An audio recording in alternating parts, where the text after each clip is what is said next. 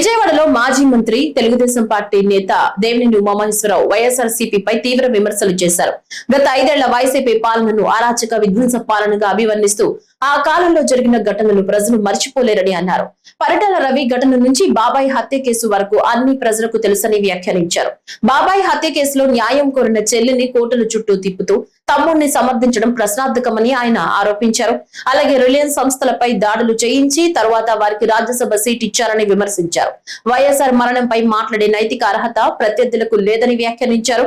అమరావతిలో జరుగుతున్న అభివృద్ధిని అసూయ ద్వేషంతో అడ్డుకునే ప్రయత్నం జరుగుతోందన్నారు.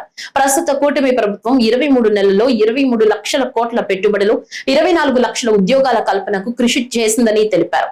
ప్రాధాన్యత క్రమంలో ప్రాజెక్టులు పూర్తి చేసి ప్రతి ఎకరాకు నీరు అందించడమే తమ లక్ష్యమని చెప్పారు.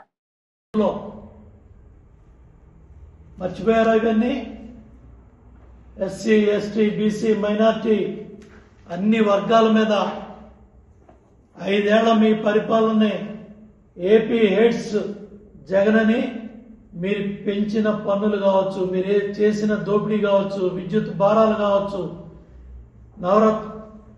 మోసాలు కావచ్చు, ఎన్నో నవరత్నాల మోసాలు అయిపోయినాయి.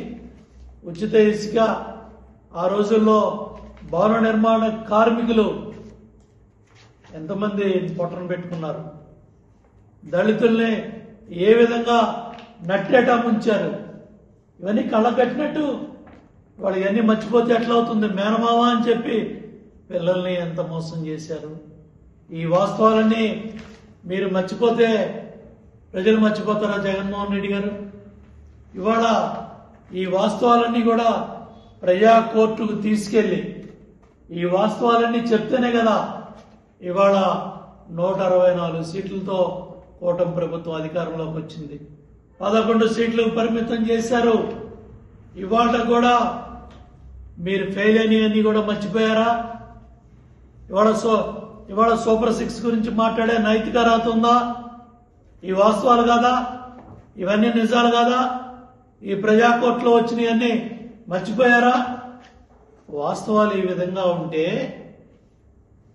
అమాయకులైన ముస్లిం మైనార్టీ సోదరులు కూడా ట్రాకుల మీద మరి కుటుంబం ఆత్మహత్య చేసుకున్నది మర్చిపోయారా? బీసీలు వెన్ను విరిచి చేసిన దుర్మార్గాలు మర్చిపోయారా? ఒక్కొక్కళ్ళు మాలాంటి వాళ్ళ మీద 90 కేసులు పెట్టి మర్చిపోయావా జగన్మోహన్ రెడ్డి? అచ్చెన్నాయుడిని పైల్స్ ఆపరేషన్ జరిగితే ఏ విధంగా శ్రీకాకుళం జిల్లా నుంచి జైలుకు తీసుకొచ్చావు? ఇవన్నీ మర్చిపోయావా? ఈ వాస్తవాలన్నీ బీసీ నేతలు ప్రశ్నిస్తే 74 మంది బీసీ నేతల్ని క్రూరంగా ఏ విధంగా ఎట్లా చంపారు? 5,000 మంది బీసీల మీద ఏ విధంగా అక్రమ కేసులు దాడులు పెట్టి చేశారు? మర్చిపోయారా? తోట చంద్రయ్యని ఎట్లా చంపారో మర్చిపోయారా? ఆయన పాత్ర ఇంటి కూడా ఎలా పడేశారో, సబ్బం హరీలు ఎలా ధ్వంసం చేశారో మర్చిపోయారా? అల్లాసీన్ బిల్డింగ్ ని ఎలా కూల్చేశారో మర్చిపోయారా?